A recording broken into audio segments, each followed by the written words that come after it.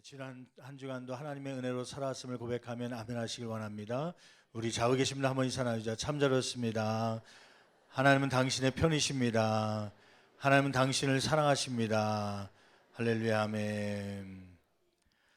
오늘은 대강절 4주째를 맞이합니다. 지난 주간에 말씀드렸듯이 우리 대강절이라고 하는 건 혹은 대림절이라고 하는데 라틴어의 도착이라고 하는 뜻에서 나온 것이죠. 초림 예수님 이 땅 가운데 오실 때 하늘에 계신 하나님의 아들님께서 이 땅 가운데 오시는 도착, 또 지금 이 시대를 살고 있는 저와 여러분 가운데는 다시 오실 예수님을 기다리는 그 대림절 준비하는 기간 되기를 간절히 축원합니다. 제가 미국에 있을 때 부모님이 온다는 소식을 듣게 되었습니다. 이제 한 달 후에 오신다 그러는데 3주 지나며 2주 지나며 1주 지나고 며칠 남기고 그때 막 이것저것 막 준비하기 시작하죠. 제일 먼저 생각났던 게 벽에였습니다.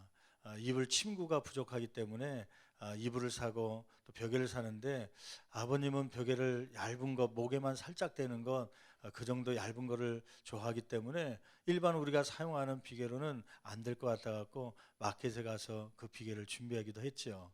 또는 어떤 것을 좋아하시는지 갑자기 생각하니까 무엇을 좋아하는지 생각이 안 나더라고요.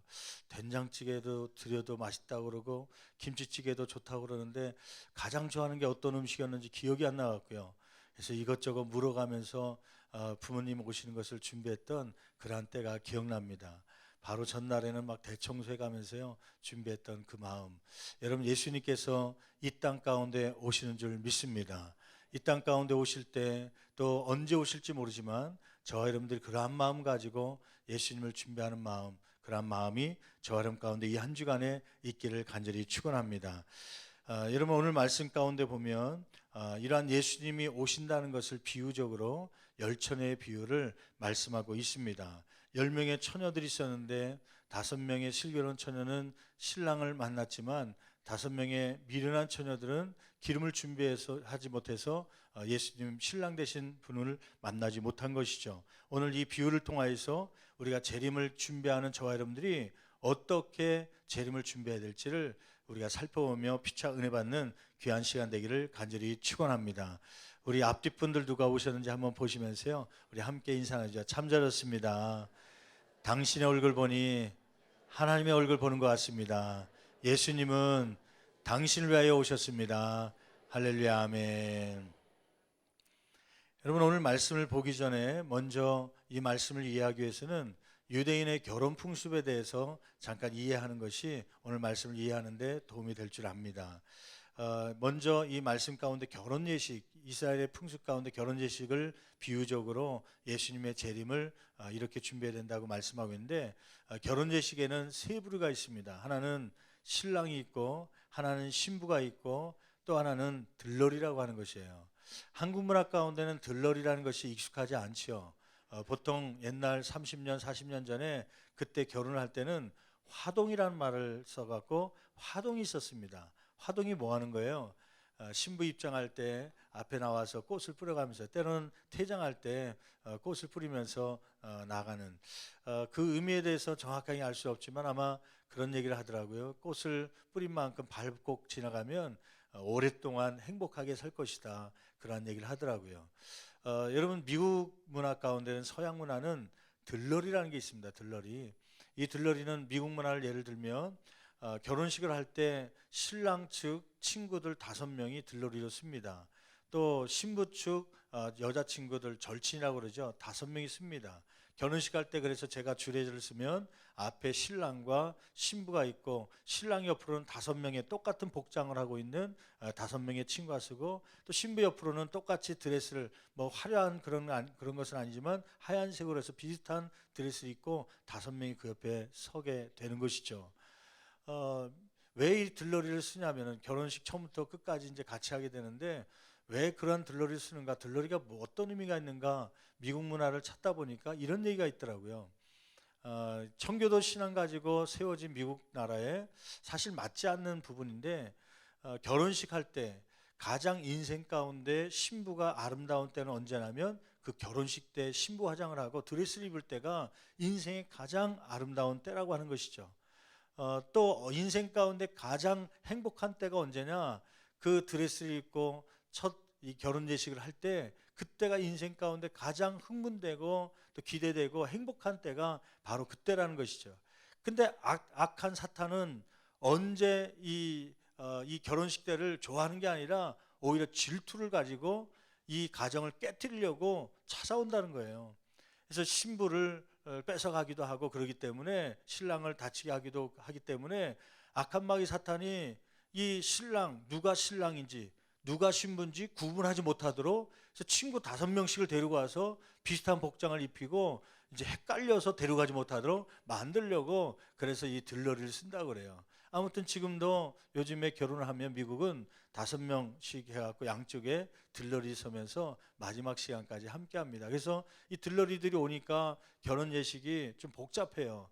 그래서 토요일 날 결혼식을 하면 목요일 날쯤에는 리허설이라는 걸 합니다. 한국은 뭐 리허설을 안 하는데, 총연습을 하지 않는데 리허설을 해갖고 이때 어떻게 나와라, 또 들러리는 어디 서야 된다, 다 하나씩 다 교육을 하죠. 여러분, 오늘 말씀 가운데 보면 이스라엘 문화 속에서도 들러리가 있습니다. 어떤 들러리냐면 신부의 들러리입니다. 신부의 들러리를 몇 명 세우냐면 10명을 세웁니다. 신부를, 이 신랑이 이제 신부 집에 와서 신부를 데려가려고 할 때, 그때 이제 등불을 들고 길을 맞이하는 그러한 들러리죠. 결혼 문화 속에서 시간적으로는 언제 하냐면, 오늘날 우리의 결혼 문화는 보통 낮에 하죠. 토요일 날 보통 1시 전후에 갖고 점심시간은 전후해서 하는 경우가 많죠. 물론 최근에 와서는 평일날에 예식장 비용이 싸니까, 또 직장생활 이런 거에 얼매이기 쉽지 않으니까, 어려우니까 그 저녁 시간에, 월요일날이나 평일날 저녁 시간을 이용해서 결혼식을 하는 그런 가정들도 종종 있습니다. 이 이스라엘 문화 속에서는 언제가 주로 결혼식이냐면 저녁 시간입니다. 왜 저녁, 해질 무렵 저녁 시간에 합니까? 그 이유가 있죠. 날씨 때문입니다. 거기는 낮에는 날씨가 40도 이상으로 막 올라가기 때문에, 45도까지 올라가기 때문에 낮에 이렇게 햇빛 쬐는 데서 결혼식 한다는 게 쉽지 않습니다. 오늘날처럼 시원한 에어컨이나 난방기가 있어서 실내에서 하는 것이 아니라 노출된 곳에서 하기 때문에요. 햇빛 때문에 낮을 피하고 해가 떨어진 저녁쯤 무렵에 하는 이유지요. 또 하나 이유가 있다면은 지참금이라는 게 있어요. 결혼 지참금, 신부에 대한 그 대가를 주는 것이죠. 그런 모든 것을 서류적으로 작성하고 나면 한 오후 시간이 되기 때문에, 또 요즘은 교통편이 비행기도 있고 기차도 있고 또 좋은 수용차도 있기 때문에 뭐 먼 거리도 한두 시간이면 올 수 있지만은, 그 당시에는 그러한 교통편이 좋지 않았기 때문에 신랑이 자기 집에서부터 신부 집으로 오려면요, 이웃집에서 오는 게 아니라 먼 동네에서 올 경우에는 이 시간적으로 몇 시간이 걸려서 오게 되는 것이죠. 또 여러분 생각해 보세요. 요즘에는 문자가 발송되기도 하고, 때로는 핸드폰이 있어서 지금 출발합니다, 혹은 1시간 남았습니다, 혹은 1분 전입니다, 그러면서 도착 시간을 알릴 수 있지만은, 그 당시에는 핸드폰이나 이러한 이 송신할 수 있는 이 장치가 별로 없으니까 사람들은 올 때까지 기다리는 겁니다. 그래서 보통 저녁 해질 무렵 되면 올 때쯤 됐다 생각한 들러리들이 등불을 들고 문 앞에 서서 이 신랑이 오기를 기다리는 것이죠. 그런데 이게 몇 시간 돼도 오지 않습니다. 뭐 연락이 와야죠. 문자가 이게 없으니까, 그 당시에는 핸드폰이 없으니까 언제 올지 모르고 계속 기다리는 거죠. 10시가 지납니다. 밤 12시가 지납니다. 때로는 새벽에 도착하는 경우도 있었던 것이 그 당시의 결혼 문화입니다. 여기까지 이렇게 결혼 문화에 대해서 말씀드리고 나서 제가 한번 문제를 내볼게요. 오늘 말씀 가운데 열처녀가 나옵니다. 이 열처녀는 신부입니까, 들러리입니까? 신부가 아니라 들러리입니다. 들러리요. 이제 많은 기독교인들이 이 성경 본문을 보면서 열처녀 얘기 나올 때, 신랑을 맞이하는 열처녀 얘기할 때 신부로 오해하고 신부라는 생각을 많이 갖는데요. 원래는 들러리입니다.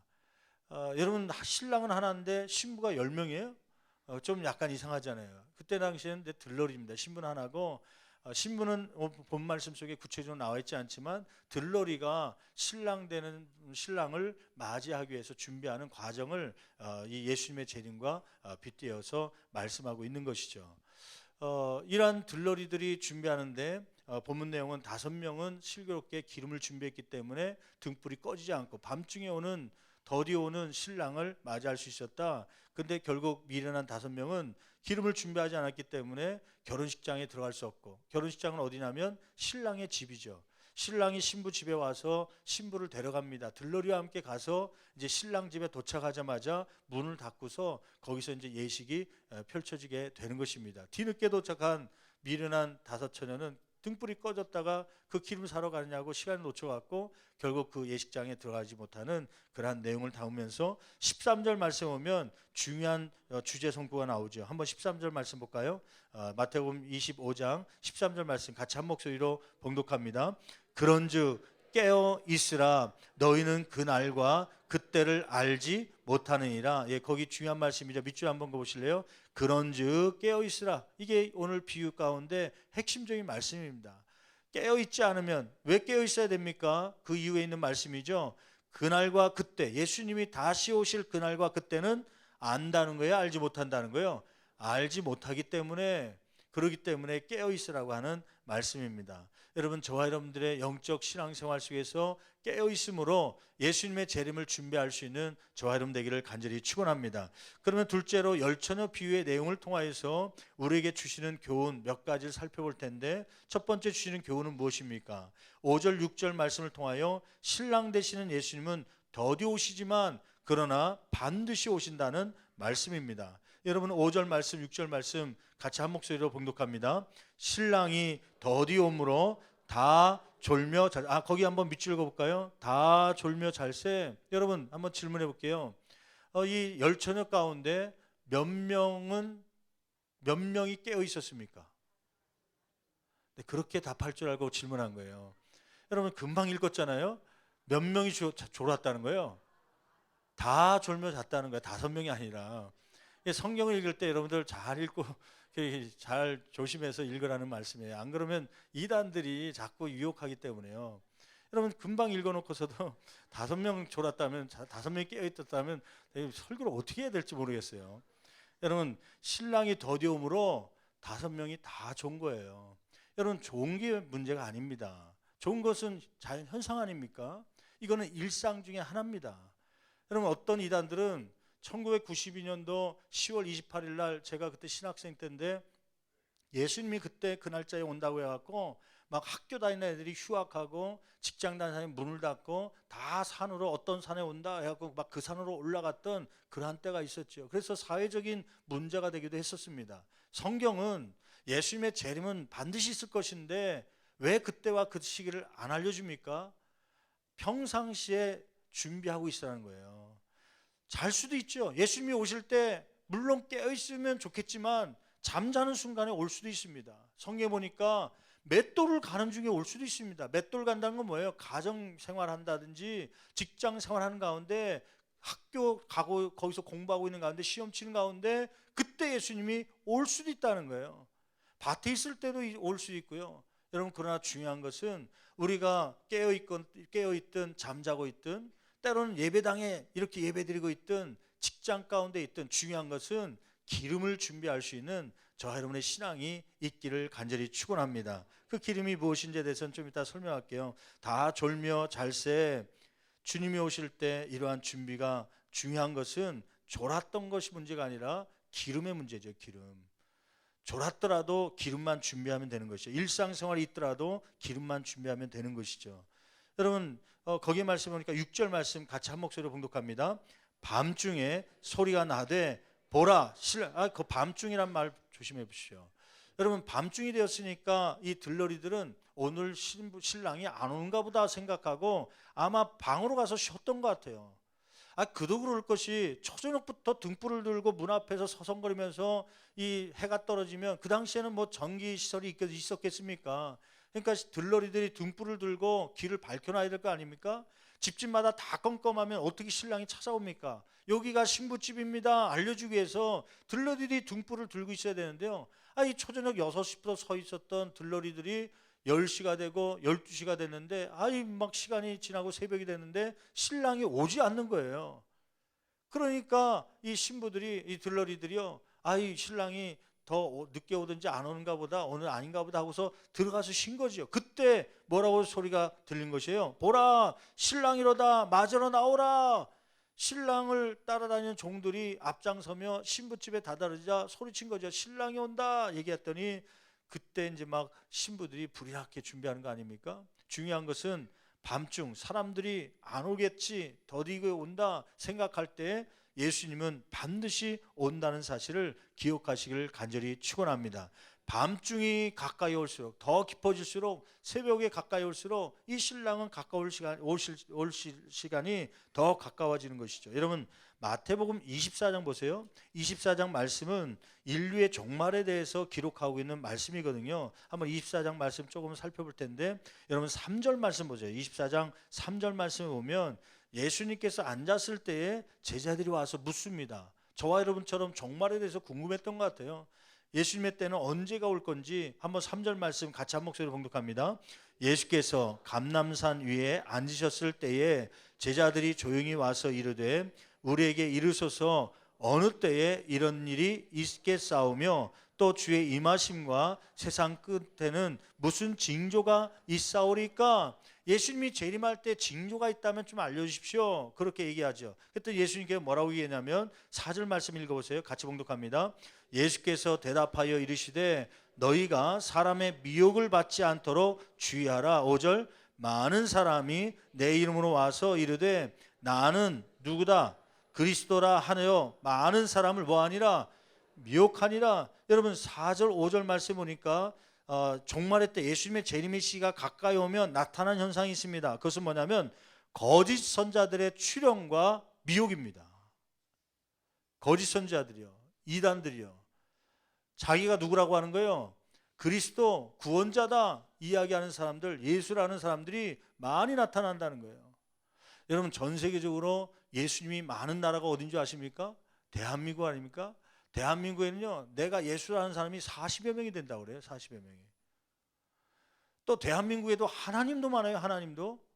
자기가 하나님이라는 거예요. 여러분 이단 가운데 하나님의 교회가 있어요. 여러분 이 김포광 쪽으로 가다 보면 남산도로 타고 가다가 김포광 가까이 가면 오른편에 천주교가 있는데 천주교 옆에 하나님의 교회라고 건물이 얼마 전에 몇 년 전에 세워졌죠. 하나님의 교회, 이 근처에 가까운 교회 중에 하나인데 여러분 이단입니다. 거기는요. 이 하나님의 교회는 누구를 하나님으로 섬기냐면 그 사람들 얘기는 하나님이 남자도 있고 여자도 있다. 그래서 남자 하나님, 아버지 하나님이라고 부르는 분, 그 다음에 어머니 하나님이라는 분이 있다. 그래서 남자 하나님은 누구냐면 안산홍이었는데 안산홍 하나님이, 아버지 하나님이 죽었고 지금은 누구 시대를 맞이하고 있냐면 어머니 하나님, 그 안산홍의 아내였던 장길자라는 사람이 이제는 어머니 하나님이 돼서 어머니 하나님이니까 이 어머니 하나님 믿어야 구원받게 된다. 그래갖고 그 하나님의 교회가 그렇게 포교 생활을 해요. 여러분 이 한국 땅에 성령님이 또 그렇게 많습니다. 내가 성령이다 이야기하는 이단들이 많죠. 그 가운데 신천지 이만희씨입니다. 여러분 이 가운데 신천지에서 온 사람도 있으면 잘 들어보십시오. 여러분 이만희 씨는 뭐라고 얘기하냐면 이만희 씨는 자기가 성령이라는 거예요. 그 논리가 뭐냐면 예수님께서 이 땅에 태어날 때에 인간의 몸으로 왔는데 그때 하늘에서 뭐가 그 속으로 들어갔냐면 성령님께서 그 안으로 들어갔다는 거예요. 그래서 예수님은 성령님이 그 안에 들어와서 그래서 33년 동안 사역하면서 공생의 생활을 했다는 거예요. 그러다가 십자가에 못 박혀 들어가시고 승천하셨는데 승천하실 때 예수님 몸을 가지고 승천한 게 아니라 그 안에 있던 성령님이 하늘로 올라가셨다고 얘기하는 거예요. 예수님은 무덤에 있었고 이 시체는 땅에 있고 이 성령이 하늘로 올라가서 그 하늘에 올라갔던 성령님이 2000년 동안 하늘에 계시다가 요 근래 누구한테 내려왔다는 거예요? 다시요? 이만희 씨한테 다시 내려왔다는 거예요. 이만희가 성령입니다. 이만희의 얘기를 듣지 않으면 구원받지 못한다고 얘기하는 데가 어디예요? 신천지입니다. 여러분 잘못된 것이죠. 제가 예언하던데 그 이만희 성령도요 얼마 후에는 죽습니다. 여러분 성령님은 어떻게 그런 모습을 갖고 있습니까?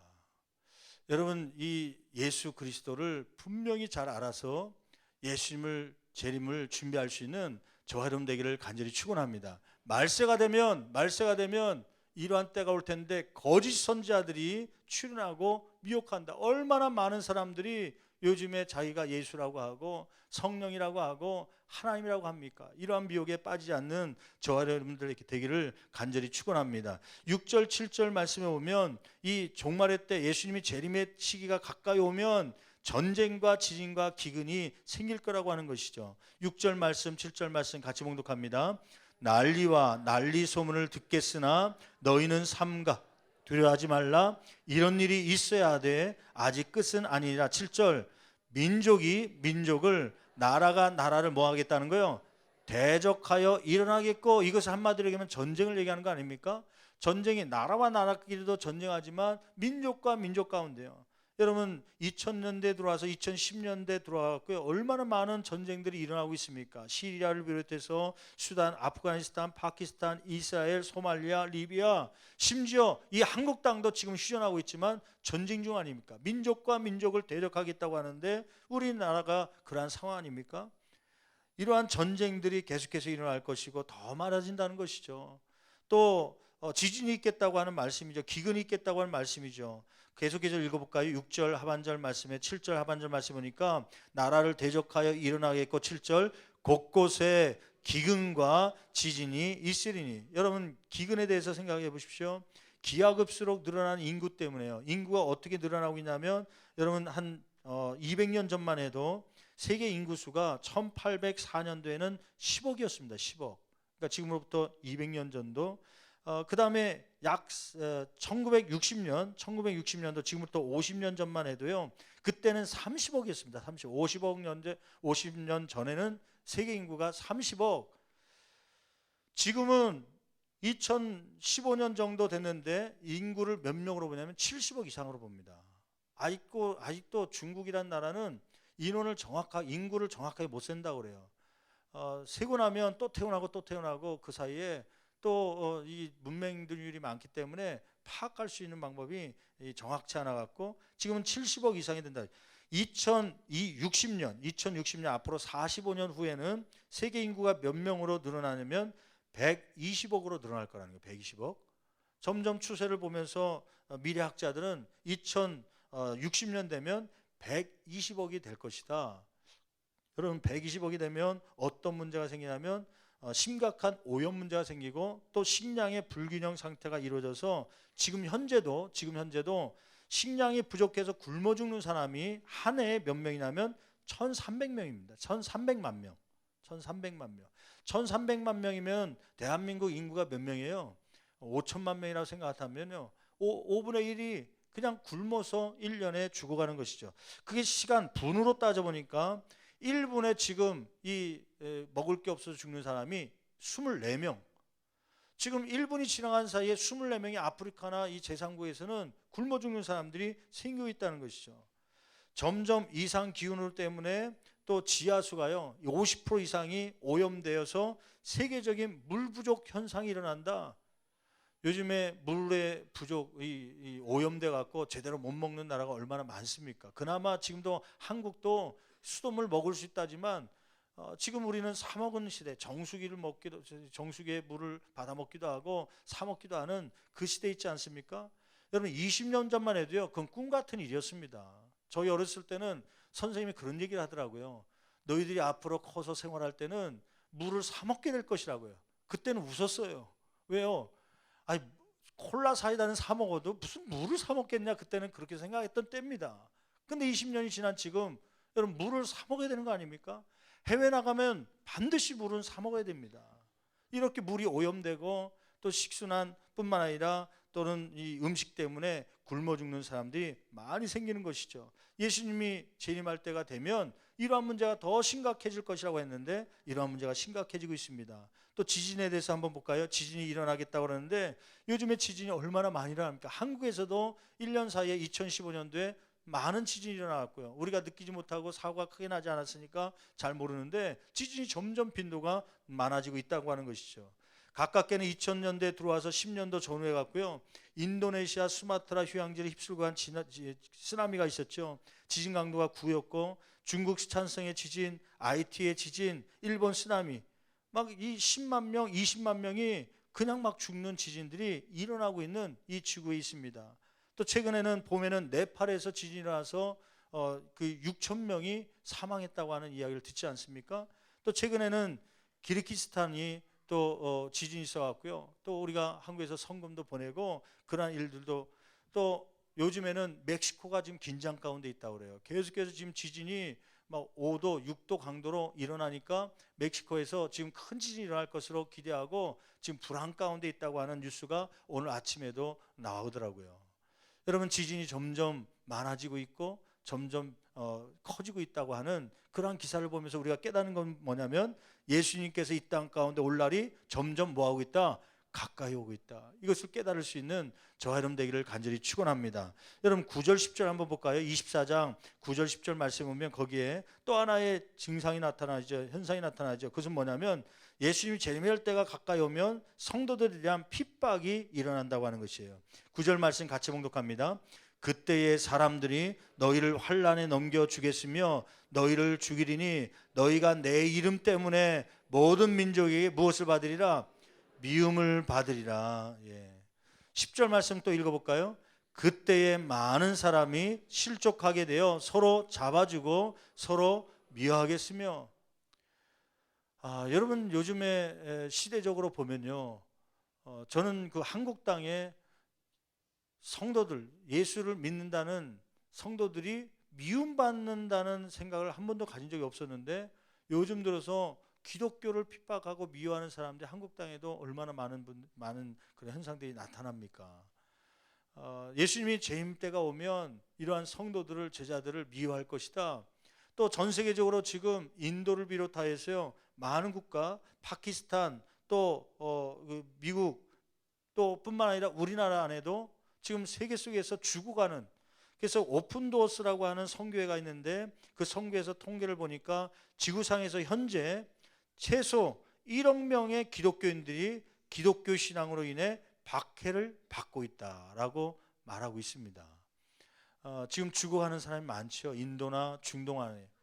최근에 페이스북을 통하여서 여러 선교사님들 혹은 주변의 지인들이 자료를, 동영상을 보내준 것 가운데 하나가 뭐냐면, IS라고 하는 이슬람 국가를 만들어 보겠다고 하는 그런 단체가 제일 그 적으로 생각하는 게 기독교 국가, 기독교 사람들인데 기독교인들을 무참히 죽이고 있다.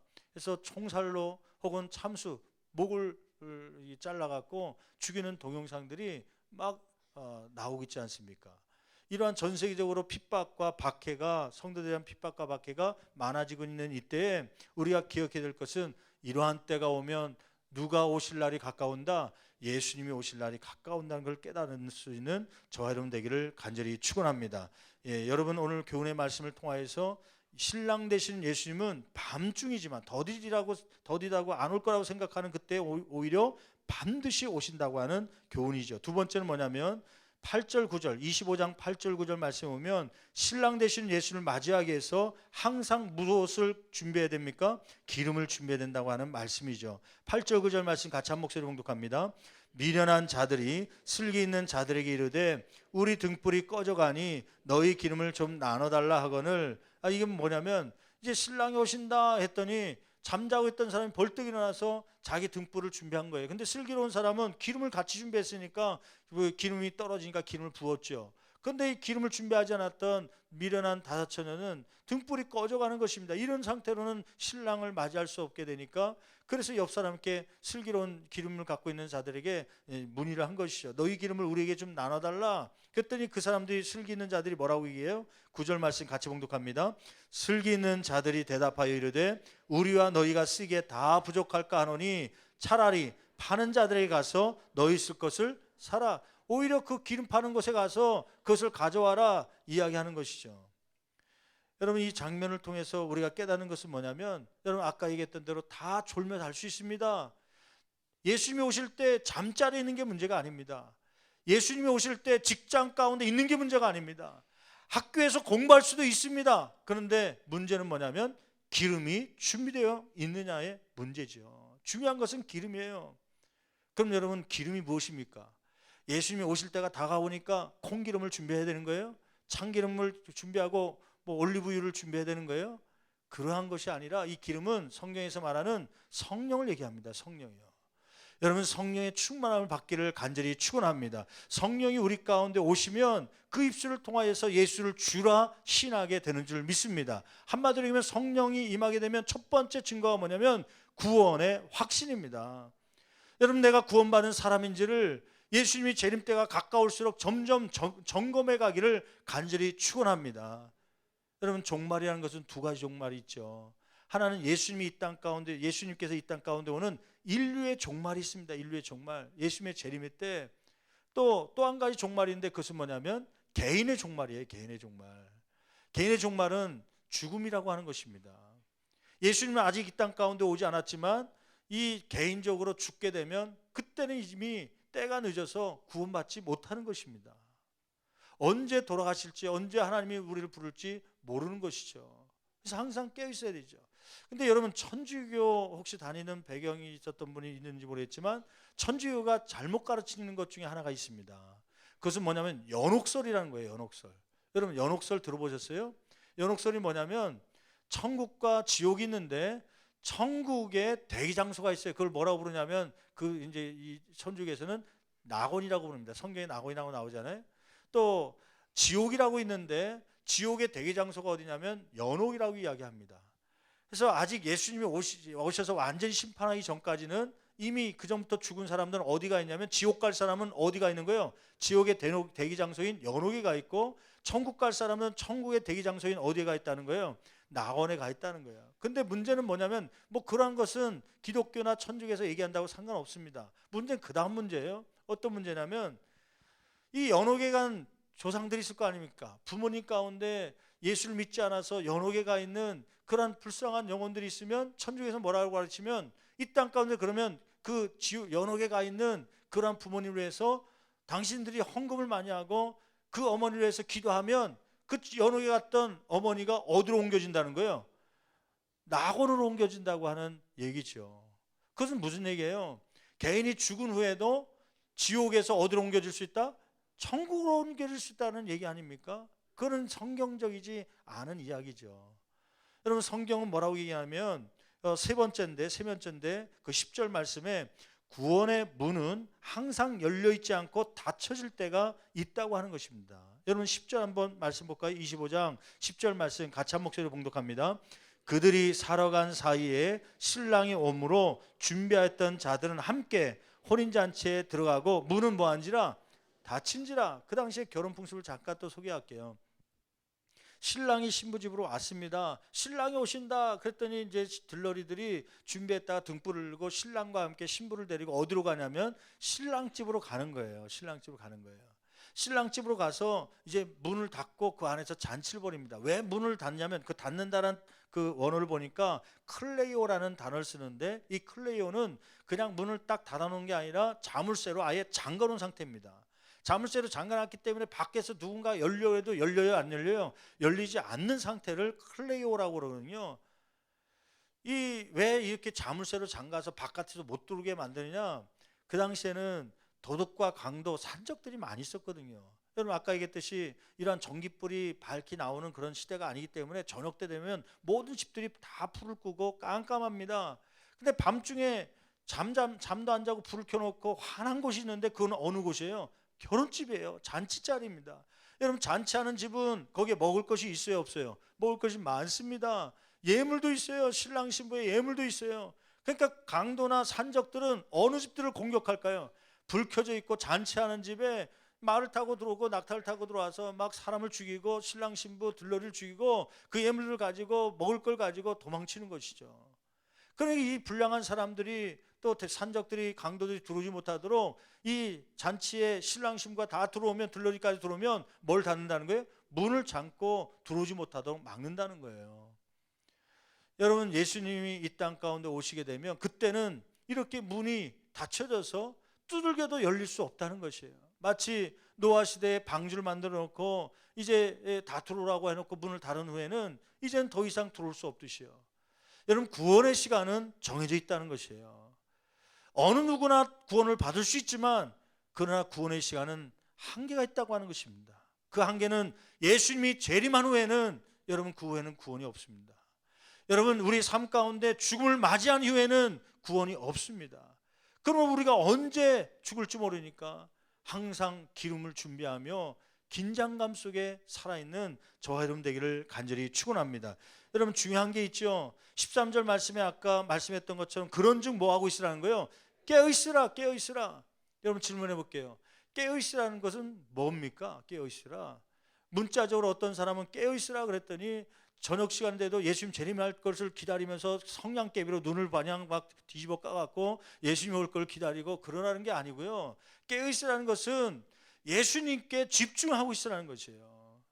성령이 우리 마음 가운데 들어오시면, 그 기름이 우리 가운데 오면 두 가지 현상이 나타나는데, 첫째는 아까 얘기한 대로 구원의 확신, 구원의 확신, 입으로 예수를 나의 구세주라 고백하게 돼 있습니다.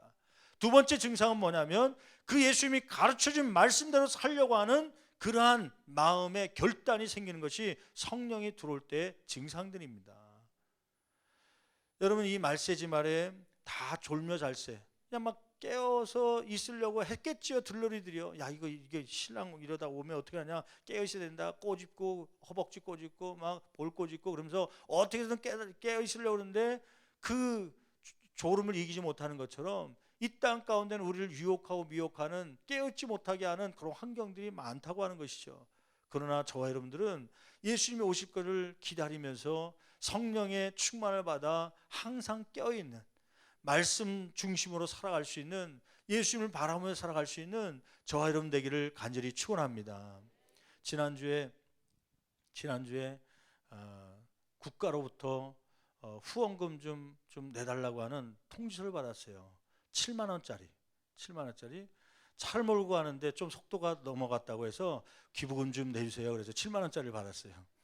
그게 왜 그랬냐면, 제가 2주 전에 저 포항 쪽에 이제 여행을 다녀오는데, 난 그 강릉에서 포항까지가 그렇게 거리가 먼 줄 몰랐어요. 그냥 여기서 서울에서 얼핏 생각하기에 그쪽 동해안은 자주 갈 일이 없어갖고 서해안은 자주 가는데, 전라도까지 자주 가는데 동해안 경상도 쪽은 자주 갈 일이 없기 때문에요. 대충 생각하기에 강릉부터 옛날에 가봤던 기억은 포항까지 한 1시간 정도면, 늦어도 1시간 반이면 가겠다 생각하고, 그 강릉에서 저녁 시간에 저녁 먹고 그다음에 7시 넘어서요. 이제 드디어 이제 포항에 숙소를 예약해 놨기 때문에 출발해 볼까 하고 내비게이션을 쳤더니 이게 웬걸요? 4시간이 나오는 거예요. 4시간. 포항까지 이게 잘못 쳤나 하고 핸드폰으로 또 들겨봤더니 4시간 걸린다는 거예요. 가만히 생각해 보니까 그렇게 되겠더라고요. 왜냐하면 강릉하고 같은 위도에 있는 서울하고 그다음에 포항하고 비슷한 지역이 저 밑에 익산 그쪽인데요. 서울에서 익산까지 가는 거리가 이게 1시간 갖고 됩니까? 한 4시간 정도, 3시간 잡아야죠. 그러니까 이게 해안도로로 또 타고 가는데 얼마나 오래 걸립니까? 이 점점 눈은 감겨오죠. 또 피곤하다고 그러죠. 같이 간 사람은 또 이 여행의 목적지가 포항까지 가서 거기서 잠자야 다음날 일정이 있기 때문에, 그래서 그냥 어떻게 합니까? 부지런히 밟았죠. 카메라 있는 데를 좀 집중해 조심해서 가야 되는데, 이 앞에 있는 여자, 죄송합니다. 옆에 나라고 그러면 안 되는데, 여기 이게 내비게이션에서 떠드는 여자가 있잖아요. 그 여자가 그냥 열심히 떠들길래 너무 시끄럽다 하고서 그 볼륨을 줄여놨네요. 아마 그 볼륨이 이제는 과속하면 벌금 낸다고 천천히 달리라고 자꾸 이제 앞에 신호 뭐 카메라 있다 막 그런 얘기 하는 건데도 그걸 못 듣고 간 거예요. 왜냐하면 그 여자보다 옆에 있는 여자의 목소리가 더 좋으니까 옆에 있는 여자하고 떠들고 가냐고. 그래갖고 그냥 주의 집중을 못하고 그냥 가는데 모르고 갔죠. 2주 후에, 지난주에 3일 전에 기부금 고지서가 이렇게 국가를 위해서 좀 기부 좀 해주시기 바랍니다. 그래서 7만 원짜리가 날라왔어요. 제가 이게 미안하니까 23kg가 오버돼갖고요. 보통 이제 20kg 이하는 4만 원인가 3만 원 나오고, 그 다음에 이제 20kg부터 40kg는 이제 7만 원 나오나 봐요. 그럼 이제 미안하니까 이제 집사람 보고 좀 갚아달라고 그래서 보냈죠. 은행에 갔더니 은행 직원이 그랬다는 거예요. 자기가 그동안 직원으로 있는데 7만 원짜리 받아보는 건 처음이래요. 이게 보통 3만 원짜리 받는데 어떻게 했냐. 근데 더 큰 문제는 바로 다음 날 또 하나의 기부금 통지가 또 날라온 거예요. 이번엔 부산에서 포항 갔다가 부산 갔는데 부산에서 또 한 번 찍혀갖고요. 이게 왜 그러냐면은 떠들다가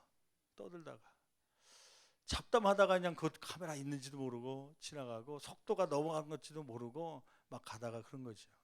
제가 왜 이러한 부끄러운 얘기를 하냐면, 여러분 신앙생활 어떤 것이 깨어있는 생활이냐면, 여러분 잠잘 수도 있습니다. 여러분 학교 갈 수도 있고요, 직장생활 갈 수 있습니다. 깨어있는 건 뭐냐면 예수님 중심으로 집중하는 것입니다. 주님께서 말씀한 것이 무엇인지 그 말씀대로 생활 가운데 갈등의 순간이 있을 때 그 말씀에 집중하는 것입니다. 사람에게 기준을 두는 것이 아니라 예수님의 말씀에 기준을 두고 살아가는 것이 집중하는 것이고, 그것이 깨어있는 생활입니다. 여러분 이 땅에는 얼마나 많은 고통과 고난의 순간들이 있습니까? 위기가 있습니까? 그러한 것을 자꾸 바라보면요, 자꾸 넘어지고 쓰러집니다. 그래서 깨어있으라는 것은 누구를 바라보라는 거예요? 천국을 바라보라는 거예요. 천국에 계신 예수님을 바라보면서 가라는 것입니다. 재림의 시간이 점점 가까울수록, 여러분 고난의 시간, 고통의 시간이 다가올수록 누구를 바라봐야 되면 눈을 들어서 하늘 바라보며 예수님을 바라볼 때, 다시 오실 주님을 집중할 때에 이 고통도 이겨나갈 힘이 생기게 되는 줄 믿습니다. 여러분 왜 우리가 자꾸 넘어지느냐? 그 기준을 예수님을 바라보지 않고 자꾸 옆에 있는 사람들, 옆에 있는 환경을 바라보기 때문에 재림 신앙을 갖지 못하는 것이죠. 우리가 어렸을 때 잘했던 장난이 있지 않습니까? 신호등 앞에서 보도블록 위에서 서 있다가 친구하고 내기를 한 거예요. 무슨 내기냐면, 아직 빨간불인데도 불구하고 파란불이다 하고서 내려갈 때 옆 사람들이 몇 명이 같이 떨어지나, 그 밑으로.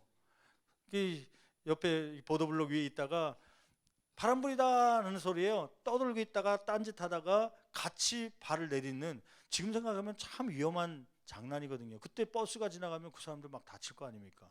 근데 그때는 그게 재밌어 갖고요, 많이 떨어지게 하는 사람이 이기는 거예요. 그래서 그냥 몇 명 떨어지는가 재밌어 갖고요. 근데 반대로 옆에 있던 사람 입장을 한번 보십시오. 이 사람들은 파란불이 아님에도 왜 자꾸 보도블록 밑으로 자꾸 내려오는 거예요? 누구를 기준으로 삼기 때문에요. 신호등을 기준으로 삼지 않고 옆에 있는 사람이 파란불이다 혹은 옆에 있는 사람이 보도블록을 먼저 내려가니까 자기도 따라 내려가는 거 아닙니까? 여러분 세상은 마치 재림의 때는 이러한 때입니다. 미혹한 사람이 많고요, 우리로 하여금 하나님의 말씀 속에서 떨어지게 하려고 하는 그런 유혹들이 참 많습니다. 그때마다 우리는 횡단보도 앞에서 옆 사람을 봐야 될 것이 아니라 횡단보도 파란불 신호등을 바라보면서 그 기준을 가지고 살아가야 되는 것처럼, 건너가야 되는 것처럼, 여러분 이 말세지 말에 하나님의 말씀, 예수님께서 우리에게 주신 말씀을 기준 삼고 살아갈 수 있는 저와 여러분 되기를 간절히 축원합니다. 예, 여러분 오늘 말씀을 마치면서 예수는 반드시 오십니다. 이 성탄절을 준비하면서 재림 예수를 준비하는 것이죠. 또 준비할 때 언제 오실지 모르니까 성령의 기름을 준비하고, 날마다 구원의 확신과 내가 구원을 받았는지 오늘도 확실히 점검해 가면서요. 여러분 출석일수가 많다고 해서 구원받는 거 아니지 않습니까? 여러분 헌금을 많이 한 사람이라고 구원받는 건 아닙니다. 여러분 구원의 확신이 나에게 진짜 있는가? 오늘 당장 오늘 밤에 나를 불러가시면 내가 구원받을 자신 있는가? 그러한 점검을 하고, 또 내가 하나님의 말씀대로 살아가고 있는지 한번 점검하고요. 내 감정이나 세상적인 유혹 속에 친구들이 연말이니까 가자고 하는 것, 그거 안 가면 창피하고 또 안 가면 왕따 당할 것 같다 쫓아가는 것이 아니라 주의 말씀을 기준 삼고 살아갈 수 있는 저와 여러분 되기를 간절히 축원합니다.